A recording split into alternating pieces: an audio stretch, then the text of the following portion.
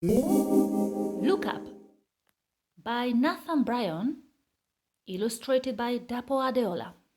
Every night before bed, I set up my telescope and look up at the stars. Mom tells me that I never stop looking up and my head is always floating in the clouds. But she can't tell me that I look up more than my big brother Jamal looks down at his silly phone. Jamal says I'm called Rocket because I've got fiery breath. But Mom says it's because a famous rocket blasted off into space the day I was born. All I know is that one day I'm going to be the greatest astronaut, a star catcher, a space traveler who has ever lived. Like Mae Jemison, the first African American woman in space. Did you know Mae Jemison went into orbit around Earth in the Space Shuttle Endeavour, even though she is scared of heights? I'm totally prepared. I've defied gravity, captured rare and exotic life forms, and built a ship to the stars. For today's mission, I'm going to see something incredible, the Phoenix Meteor Shower. I want everyone to see it with me, so I've made some flyers to hand out. Jamal is going to take me to the park to see the meteor shower. But first, we have to go to the supermarket. While he's looking for the milk, I will be trying to find the astronaut food. Did you know meteor showers happen when Earth moves through the trail of dust left by a comet? Did you know most meteors are smaller than a grain of sand? Did you know meteors are bits of dust burning up in the atmosphere? Did you know the best time to see a meteor shower is when it's dark, with no clouds? In the supermarket, when Kathy the cashier isn't looking, I grab the microphone. Tonight, come out and witness the amazing Phoenix meteor shower. Everyone looks up. Kathy takes her microphone back as I hand out my flyers to the other people in the queue. I think Jamal might be a tiny bit cross with me.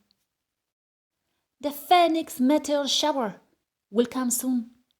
We will better drop off the shopping and get to the park fast. Whoops! That wouldn't have happened if you had just looked up. Now Jamal is even more cross with me, and he says he won't take me to the park anymore. But when we get home, Mom saves the day. Come on, Jamal, she says. Put that phone down and take your little sister to the park. Yes! I jump up and do my famous victory dance around the house.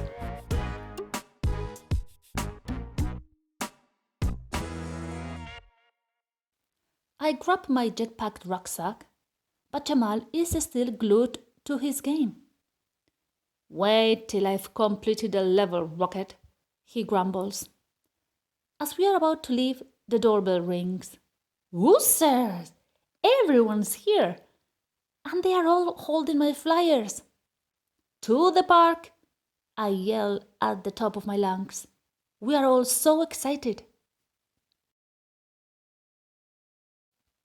My neck is aching from staring up into the night sky, but I won't stop. I can't miss it. Suddenly the park goes silent. Even the birds are holding their breath. Everyone points their telescopes and binoculars up at the sky. I think I see one. But it's just a plane flying overhead.